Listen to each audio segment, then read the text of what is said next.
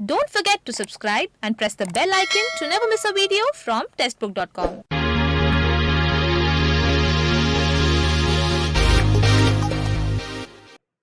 नमस्कार, स्वागत है आपका टेक्स्टबुक बैंकिंग में। स्टेट बैंक ऑफ इंडिया ने स्पेशलिस्ट कैडर ऑफिसर के लिए रिक्रूटमेंट नोटिफिकेशन रिलीज किया है। टोटल 6 नोटिफिकेशंस एसबीआई ने स्पेशलिस्ट कैडर ऑफिसर्स के रिलीज किए हैं। हम इस वीडियो में आपको जो 6 रिक्रूटमेंट नोटिफिकेशन अलग अलग रिलीज किए हैं उसका एक वीडियो में डिटेल एनालिसिस करने वाले हैं कि कितना वैकेंसी काउंट है, एलिजिबिलिटी क्राइटेरिया क्या है, एज लिमिट क्या है, ये सारी चीजें हम इस वीडियो में डिस्कस करेंगे।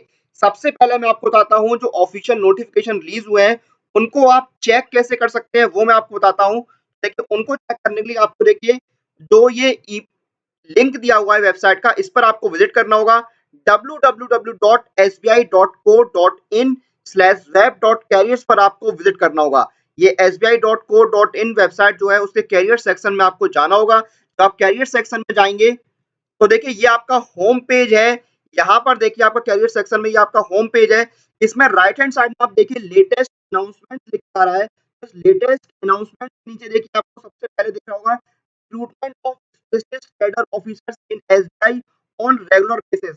तो इसी तरह से बाकी के भी 5 नोटिफिकेशंस हैं। तो टोटल 6 नोटिफिकेशंस यहाँ पर एसबीआई ने रिलीज किए हैं स्पेशलिस्ट कैडर ऑफिसर्स के। तो यहाँ पर आपको विजिट करना होगा। यहाँ पर जब आप विजिट करेंगे तो आप एक एक करके जो ऑफिशियल नोटिफिकेशन रिलीज हुए हैं उनको चेक कर सकते हैं। मैं आपको एक दो एग्जांपल बताता हूं कि कैसे ऑफिशियल नोटिफिकेशन रिलीज हुए हैं। तो अपनी स्क्रीन पर जो आप देख रहे हैं ये ऑफिशियल नोटिफिकेशन है जो एसबीआई ने रिलीज किया है। उसमें से एक नोटिफिकेशन है ये, और ये नोटिफिकेशन है recruitment of specialist cadre officers in SBI on regular basis. तो इस तरह से ये नोटिफिकेशन है। यहाँ पर पोस्ट दी हुई है, उनके सामने वैकेंसी काउंट दिया हुआ है। इसके साथ साथ मैं आपको एक और दिखाता हूँ नोटिफिकेशन। ये दूसरा नोटिफिकेशन है recruitment of specialist cadre officers in state bank of India on regular basis. ये डिप्टी मैनेजर और मैनेजर रिटेल प्रोडक्ट का रिक्रूटमेंट नोटिफिकेशन है। तो ये दो नोटिफिकेशंस मैंने आपको दिखाई हैं। इस तरह से टोटल 6 नोटिफिकेशंस एसबीआई ने रिलीज किए हैं स्पेशलिस्ट कैडर ऑफिसर्स के। तो आप ऑफिशियल वेबसाइट पर जाकर चेक कर सकते हैं इनको। और अब हम आपको जो 6 नोटिफिकेशन रिलीज हुए हैं उनका इस एक वीडियो में डिटेल एनालिसिस करके बताते हैं। आइए शुरू करते हैं। सबसे पहले हम इंपॉर्टेंट डेट्स को चेक करते हैं। तो देखिए जो ऑनलाइन रजिस्ट्रेशन है वो 18 सितंबर से 8 अक्टूबर 2020 तक ओपन रहेंगे। यानी आप 18 सितंबर 2020 से 8 अक्टूबर 2020 तक अप्लाई कर सकते हैं इन पोस्ट के लिए। उसके बाद हम चेक करते हैं वैकेंसी काउंट, किस पोस्ट के लिए कितना है और जॉब टाइप क्या है। तो देखिए सबसे पहले हम बात करते हैं deputy manager security backlog vacancy की। तो 11 वैकेंसीज है और ये जॉब टाइप रेगुलर है। उसके बाद अगली पोस्ट है डिप्टी मैनेजर सिक्योरिटी करंट, इसमें 17 वैकेंसीज है और ये जॉब टाइप है रेगुलर। उसके बाद नेक्स्ट वैकेंसी है मैनेजर रिटेल प्रोडक्ट्स, यहाँ पर 5 वैकेंसीज है और ये जॉब टाइप है रेगुलर। उसके बाद अगली है डाटा ट्रेनर, एक वैकेंसी है और ये जॉब टाइप है रेगुलर। फिर अगला है डाटा ट्रांसलेटर, एक पोस्ट है और ये जॉब टाइप है regular.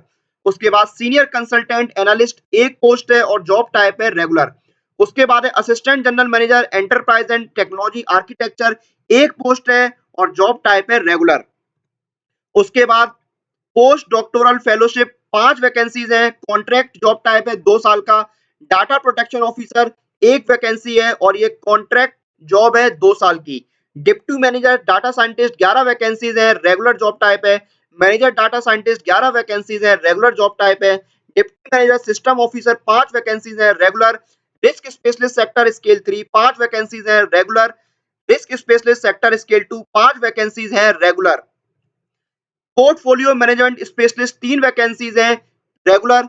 Risk specialist credit scale 3, 2 vacancies हैं, regular. Risk specialist credit scale 2, regular, 2 vacancies हैं। Risk specialist enterprise scale 2, 1 vacancies है, regular. Risk specialist INDS scale 3, 4 vacancies है, रेगुलर। इस तरह से टोटल 92 वैकेंसीज हैं। अब हम बात करते हैं एज लिमिट की। तो डिप्टी मैनेजर डाटा साइंटिस्ट की मिनिमम एज 24 इयर्स है और maximum as 32 years. Manager data scientist के मिनिमम एज 26 इयर्स है, maximum age 35 years. Deputy manager system officer minimum age 32 years, maximum minimum age 24 years, maximum age 32 years. Risk specialist sector scale 3, minimum age 25 years, maximum age 30 years. Risk specialist sector scale 2, portfolio management specialist scale 2, risk specialist credit scale 3, इनके लिए minimum age है 25 years, maximum age है 30 years. उसके बाद risk specialist credit scale 2, risk specialist enterprise scale 1, risk specialist IND-AS scale 3। इनके लिए minimum age है 25 years, maximum age है 30 इयर्स। यानी जो रिस्क स्पेशलिस्ट की पोस्ट हैं उनकी मिनिमम एज 25 इयर्स और मैक्सिमम एज 30 इयर्स है। उसके बाद data protection office, maximum age 55 years. Doctoral research fellowship, maximum age 40 years. Data trainer, maximum age 38 years और data translator, maximum age 40 years. उसके बाद senior consultant analyst, maximum age 45 years. Assistant general manager, maximum age 45 years.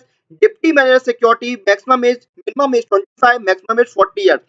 Manager retail products, minimum age 25 और maximum as 35 years. अब हम बात करते हैं educational qualification की। तो डिप्टी मैनेजर डाटा साइंटिस्ट के लिए आप बीटेक या एमटेक होने चाहिए कंप्यूटर साइंस या फिर इंफॉर्मेशन टेक्नोलॉजी या फिर डाटा साइंस या फिर मशीन लर्निंग या फिर एआई में, और मिनिमम 60% मार्क्स आपके होने चाहिए बी या बीटेक में और 3 साल का एक्सपीरियंस होना चाहिए। उसके बाद हम बात करते हैं मैनेजर डाटा साइंटिस्ट की। तो आपके पास बीटेक या एमटेक की डिग्री होनी चाहिए कंप्यूटर साइंस में या फिर आईटी में या फिर डाटा साइंस में या फिर मशीन लर्निंग में या फिर एआई में। आपके पास 5 साल का एक्सपीरियंस होना चाहिए। फिर हम बात करते हैं डिप्टी मैनेजर सिस्टम ऑफिसर। तो आप बीटेक या एमटेक होने चाहिए कंप्यूटर साइंस में या फिर आईटी में या फिर मशीन लर्निंग में या फिर एआई में with minimum 60% marks in B Tech and D और 3 साल का एक्सपीरियंस होना चाहिए। डाटा प्रोटेक्शन ऑफिस में क्या है, आपके पास बैचलर की डिग्री होनी चाहिए किसी भी स्ट्रीम में और 15 साल का एक्सपीरियंस होना चाहिए। उसके बाद रिस्क स्पेशलिस्ट की जितनी भी पोस्टें हैं उसमें आपके पास देखिए क्या मांगा गया है, सीए या फिर सीएफए या फिर एमबीए या फिर पीजीडीबीएम या फिर एमएससी स्टैटिस्टिक्स, और आपके पास रेलिवेंट एक्सपीरियंस होना चाहिए। जो एक्सपीरियंस है वो हर पोस्ट के लिए अलग अलग रहने वाला है। तो आपकी एजुकेशनल क्वालिफिकेशन है रिस्क स्पेशलिस्ट पोस्ट के लिए वो सीए है या फिर सीएफए या फिर एमबीए या फिर पीजीडीबीएम या फिर एमएससी स्टैटिस्टिक्स। अगर हम बात करें कि आपको एक्सपीरियंस की क्या मांगा गया है तो वो मैं आपको बता देता हूँ। एक्सपीरियंस जो मांगा गया है वो मैं आपको एक एक करके बता देता हूँ कि किस पोस्ट के लिए कितना एक्सपीरियंस यहाँ पर मांगा गया है। तो देखिए एक्सपीरियंस की अगर बात की जाए तो रिस्क स्पेशलिस्ट सेक्टर स्केल 3 में आपके पास 4 साल का एक्सपीरियंस मांगा गया है। जी हाँ, 4 साल का एक्सपीरियंस मांगा गया है। उसके बाद रिस्क स्पेशलिस्ट सेक्टर स्केल 2 में 2 साल का एक्सपीरियंस मांगा गया है। पोर्टफोलियो मैनेजमेंट स्पेशलिस्ट स्केल 2 में आपका 2 साल का एक्सपीरियंस मांगा गया है। रिस्क स्पेशलिस्ट क्रेडिट स्केल 3 में आपका 4 साल का एक्सपीरियंस मांगा गया है। रिस्क स्पेशलिस्ट IND-AS में 4 साल का एक्सपीरियंस मांगा गया है। रिस्क स्पेशलिस्ट क्रेडिट स्केल 2 और रिस्क स्पेशलिस्ट एंटरप्राइज स्केल 2 में 2 साल का एक्सपीरियंस मांगा गया है। तो ये हो गई एक्सपीरियंस। उसके बाद डॉक्टरल रिसर्च फेलोशिप में क्या है, आपके पास पीएचडी की डिग्री होनी चाहिए बैंकिंग या फाइनेंस या फिर इकोनॉमिक्स में और 3 साल का एक्सपीरियंस होना चाहिए। Data trainer, senior consultant analyst और डाटा ट्रांसलेटर में आप बी या बीटेक होने चाहिए सीएस या आईटी में या फिर एमसीए होने चाहिए आप, और उसके साथ साथ एक्सपीरियंस होना चाहिए। जो एक्सपीरियंस का क्राइटेरिया है वो पोस्ट के अकॉर्डिंग आपका अलग अलग है। उसके बाद असिस्टेंट जनरल मैनेजर में क्या है, आप बीई या बीटेक या फिर एमसीए होने चाहिए किसी रिकॉग्नाइज्ड यूनिवर्सिटी से और 14 साल का एक्सपीरियंस होना चाहिए जिसमें से 5 साल का experience IT architectural function in senior executive level position का होना चाहिए। उसके बाद डिप्टी मैनेजर सिक्योरिटी में क्या है, बैचलर की डिग्री होनी चाहिए आपके पास किसी भी स्ट्रीम में और 5 साल का रेलिवेंट फील्ड में एक्सपीरियंस होना चाहिए। उसके बाद मैनेजर रिटेल प्रोडक्ट्स में क्या है, आप फुल टाइम एमबीए या पीजीडीएम या फिर पोस्ट ग्रेजुएट मैनेजमेंट डिग्री होनी चाहिए आपके पास, या फिर फुल टाइम बीई या बीटेक होनी चाहिए आपके पास इंफॉर्मेशन टेक्नोलॉजी या फिर कंप्यूटर में या फिर कंप्यूटर साइंस में या फिर इलेक्ट्रॉनिक्स एंड इलेक्ट्रॉनिक्स में या फिर कम्युनिकेशन इलेक्ट्रिक एंड इलेक्ट्रॉनिक्स में या फिर कॉम्बिनेशन ऑफ दीज स्ट्रीम्स, और 4 साल का एक्सपीरियंस होना चाहिए। उसके बाद हम बात करते हैं सिलेक्शन प्रोसेस की। तो सिलेक्शन प्रोसेस क्या है, पहले कैंडिडेट्स को शॉर्ट लिस्ट किया जाएगा, फिर उनका इंटरव्यू होगा, उसके बाद आपकी मेरिट लिस्ट बनेगी। तो शॉर्ट लिस्टिंग, इंटरव्यू और मेरिट के बेसिस पर सिलेक्शन होगा। एप्लीकेशन फीस की बात करें तो जनरल ईडब्ल्यूएस और ओबीसी कैटेगरी के लिए 750 रुपए की एप्लीकेशन फीस है और एससी एसटी पीडब्ल्यूडी कैंडिडेट्स के लिए कोई भी एप्लीकेशन फीस यहाँ पर नहीं रखी गई है। तो ये था एसबीआई का स्पेशलिस्ट कैडर ऑफिसर का recruitment notification. Total 6 notification SBI ने रिलीज किए हैं, तो मैंने आपको स्टार्टिंग में भी दिखाए थे। एक बार मैं फिर से आपको दिखाता हूँ ऑफिशियल नोटिफिकेशन। तो अपनी स्क्रीन पर जो आप देख रहे हैं ऑफिशियल नोटिफिकेशन है। इसी तरह के टोटल 6 नोटिफिकेशन यहाँ पर रिलीज हुए हैं, एसबीआई ने रिलीज किए हैं अलग अलग यहाँ पर स्पेशलिस्ट कैडर ऑफिसर के लिए। इसी के साथ इस वीडियो को हम यहाँ पर समाप्त करते हैं। आप लोग अपनी एग्जाम प्रिपरेशन और एग्जाम रिलेटेड अपडेट लिए टेक्स्ट बुक बैंकिंग के साथ बने रहिए। Press the bell icon for all the latest update regarding your exam.